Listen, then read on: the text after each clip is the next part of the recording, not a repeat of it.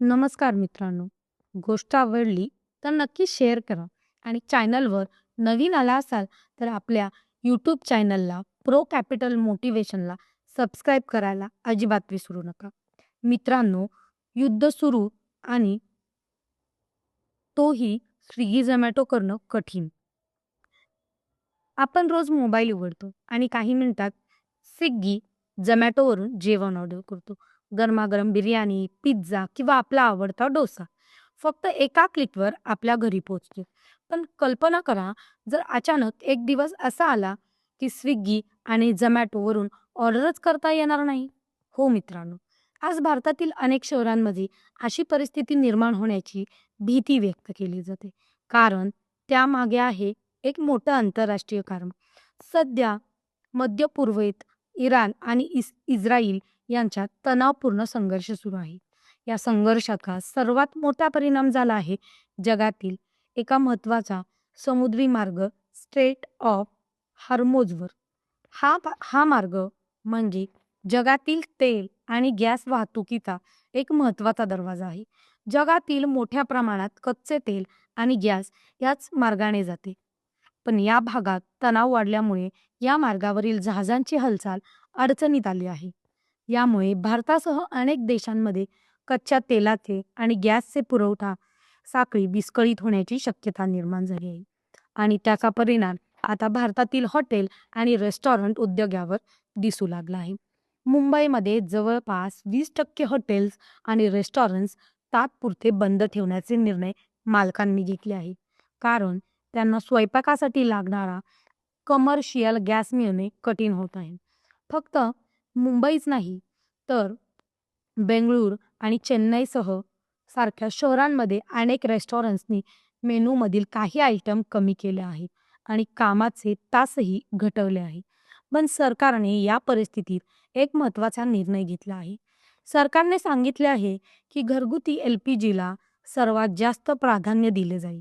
म्हणजेच घरात gas cylinder वेळेवर पोहोचणे हे सरकारचे मुख्य उद्दिष्ट आहे. त्यामुळे हॉटेल्स आणि रेस्टॉरंट्सना मिळणाऱ्या कमर्शियल गॅसचा पुरवठ्यावर मर्यादा येऊ शकतात. त्यामुळे अनेक रेस्टॉरंट मालक चिंतेत आहेत. नॅशनल रेस्टॉरंट असोसिएशन ऑफ इंडियानेही या निर्णयाबद्दल गंभीर चिंता व्यक्त केली आहे.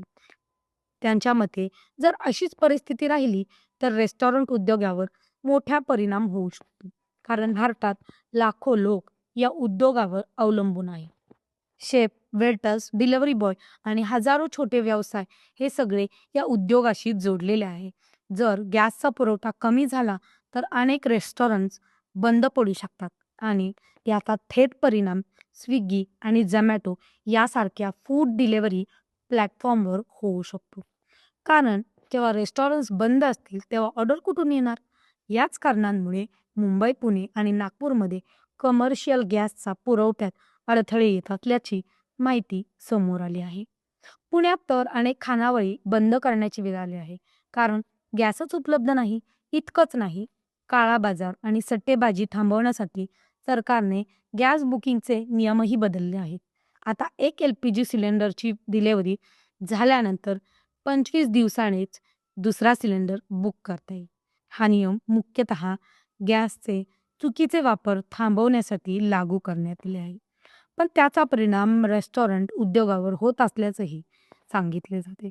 आता प्रश्न असा आहे, जर अशीच परिस्थिती पुढे काही दिवस राहिली तर काय होईल?